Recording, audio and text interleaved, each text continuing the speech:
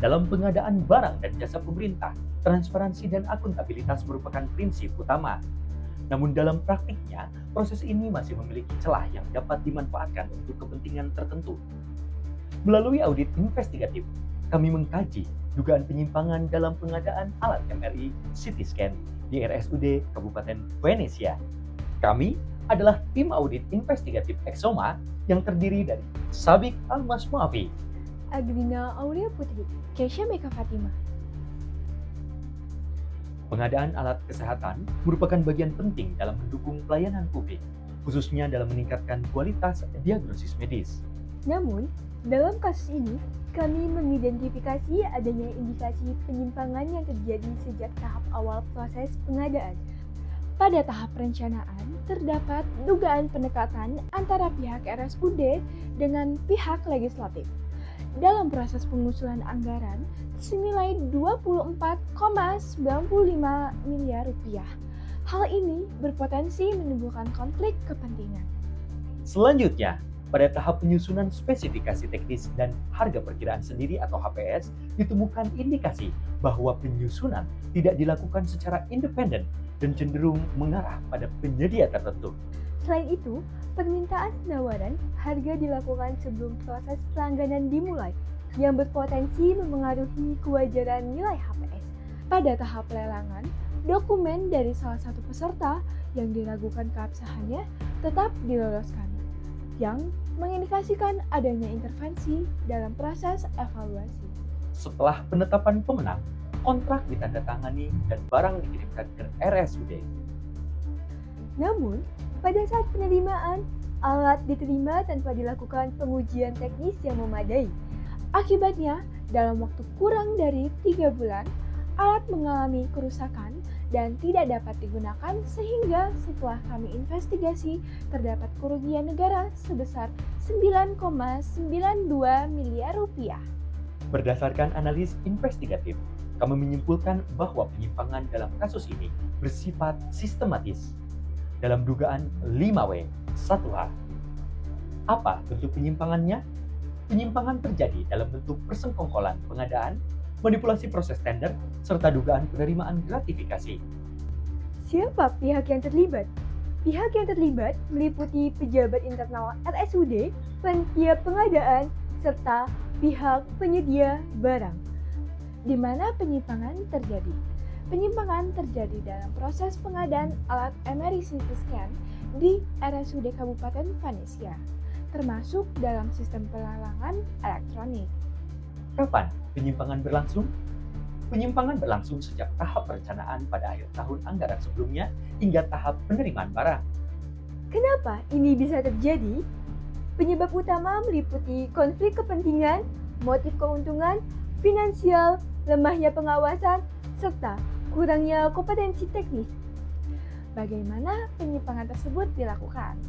Modus operandi dilakukan melalui pengondisian penyedia sejak awal, penyusunan HPS yang tidak independen, pelolosan dokumen yang tidak valid, serta penerimaan barang yang tidak verifikasi teknis.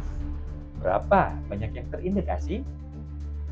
Terdapat indikasi bahwa barang yang diterima merupakan barang rekondisi, sehingga berpotensi menimbulkan kerugian negara dalam jumlah signifikan.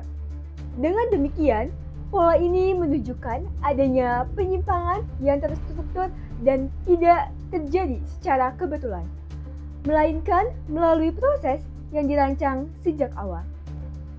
Selanjutnya, kami menganalisis kasus ini menggunakan konsep fraud hexagon yang terdiri dari 6 faktor penyebab fraud. Pertama, tekanan, yaitu adanya dorongan untuk memperoleh keuntungan dari proyek pengadaan yang bernilai besar. Kedua, peluang, yaitu adanya kesempatan akibat lemahnya pengendalian seperti penyusunan HPS yang tidak independen dan tidak adanya uji teknis. Ketiga, pembenaran, yang dimana pelaku menganggap tindakan tersebut sebagai hal yang wajar atau biasa terjadi. Keempat, kemampuan, yaitu pelaku memiliki wewenang dan kemampuan untuk memanipulasi proses pengadaan. Kelima, arogansi, yaitu adanya rasa kebal hukum sehingga tetap berani melanggar prosedur. Dan yang terakhir, kolusi, yaitu adanya kerjasama antara pihak internal dan penyedia yang ditunjukkan melalui pemberian uang atau gratifikasi. Sehingga dapat disimpulkan bahwa fraud dalam kasus ini terjadi karena kombinasi dari beberapa faktor tersebut. Untuk membuktikan indikasi tersebut, tim juga melakukan audit investigatif dengan pendekatan berbasis bukti. Pertama, dilakukan pemeriksaan dokumen untuk menelaah kesesuaian antara spesifikasi teknis, HPS, dan kontrak pengadaan. Kedua, dilakukan wawancara dengan pihak terkait untuk mengidentifikasi peran, tanggung jawab, serta kemungkinan adanya intervensi. Ketiga, dilakukan observasi lapangan untuk memeriksa kondisi fisik alat dan memastikan kesesuaian dengan spesifikasi kontrak. Keempat, dilakukan analisis data dan perbandingan harga untuk menilai kewajaran nilai pengadaan. Selanjutnya, dilakukan analisis hubungan antar pihak untuk mengidentifikasi potensi konflik kepentingan atau kolusi. Selain itu, dilakukan analisis forensik digital untuk menelusuri komunikasi dan data elektronik yang relevan. Berdasarkan hasil perhitungan, terdapat potensi kerugian negara akibat selisih antara nilai kontrak dengan nilai barang yang diterima.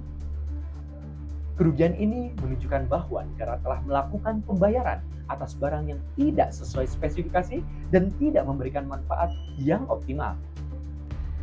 Dampaknya tidak hanya pada aspek keuangan, tetapi juga pada kualitas pelayanan kesehatan masyarakat.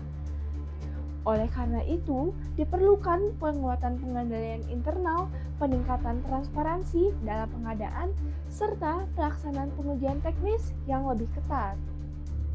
Selain itu, pemanfaatan teknologi seperti digital procurement dan sistem monitoring berbasis teknologi dapat menjadi langkah preventif untuk mencegah penyimpangan di masa depan.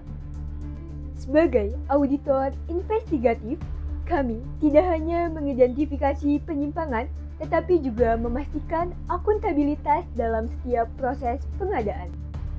Karena yang dipertaruhkan bukan hanya anggaran negara, tetapi kualitas kesehatan juga kepercayaan masyarakat.